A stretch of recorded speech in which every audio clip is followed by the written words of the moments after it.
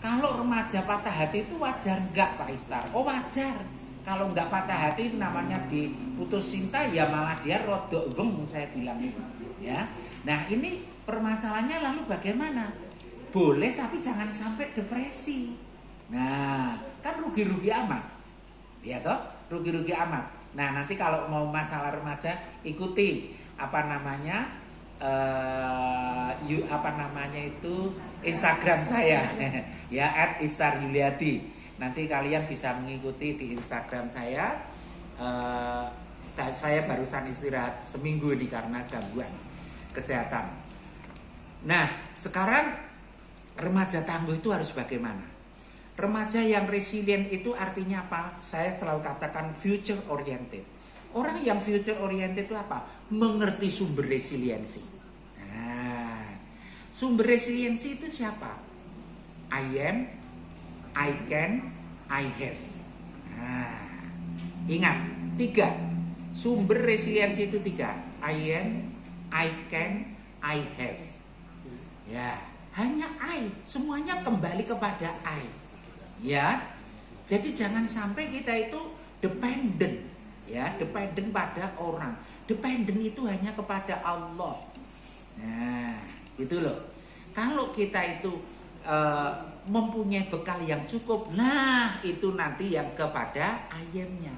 Oh, saya dulu gini, saya tuh waktu akan memilih fakultas, susah daftar fakultas hukum dan fakultas kedokteran. Dua-duanya diterima. Kalau zaman dulu itu masih boleh double penerimaan. Akhirnya saya memilih karena orang tua saya mendorong ke kedokteran, saya pilih kedokteran.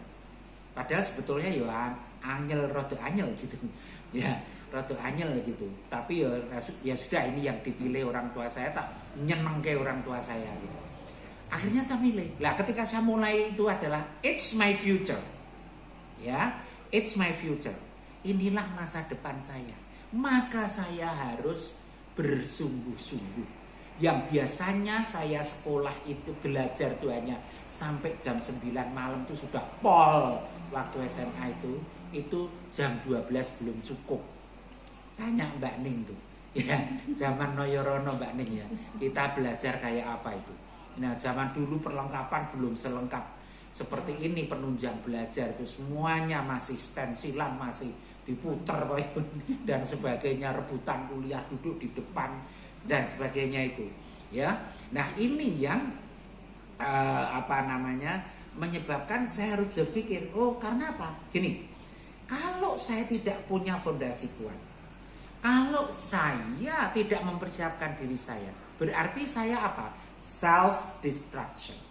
Nah, saya sudah mulai merusak diri saya dan masa depan saya. Jadi sekali lagi ayat.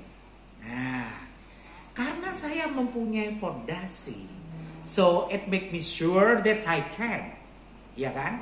Ini saya bisa, ya. Orang itu jangan hanya ngomong, tetapi ketika kita bisa itu bahwa saya mempunyai modal to do something and to do many things. Ini pemuda, ya. Maka satu-satunya syarat itu apa? Banyak baca, ya. Hanya banyak baca. Apapun itu bacalah. Setiap yang Anda temui itu adalah guru Anda. Setiap yang Anda baca itu adalah guru Anda. Buku itu literatur yang harus Anda cintai. Setiap apa yang Anda dengar dari siapapun itu adalah kuliah untuk Anda. Kuliah itu tidak harus tapi kuliah dalam kehidupan ini, ya. Seperti kalau saya ditanya orang belajar sabar dalam kondisi Covid ini. Kapan orang itu harus belajar sabar? Seumur hidup. Di mana belajar sabar itu kuliahnya? Universitas kehidupan. Saya ditanya gitu. Di universitas kehidupan. Ya, untuk bisa belajar sabar. Karena apa? Kurikulum sabar itu setiap saat berubah. Ya, ketika nanti masalahnya dengan anak selesai dengan putu. Nah, dengan putu selesai dengan penyakitnya, masalah itu akan ada terus. Nah, inilah yang saya katakan bahwa akan ada satu ketangguhan remaja. Nah, gangguan pencernaan yang kronis, kemudian sering kambuh, keluhannya psikosomatis. Nanti kalau ada masalah yang pagi ini mengeluh kruwel-kruwel perutnya, besok pinggangnya yang ini, besok kepalanya ini, besok tangannya ini. Nah, ini orang somatoform.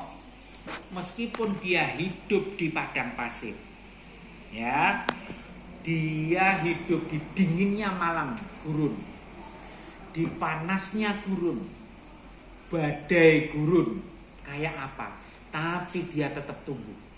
Nah, jadi jangan dijadikan saya soalnya lahir dan tumbuh di keluarga broken home. Apa ada sih keluarga yang 100% baik? Saya tak meguru, sudah.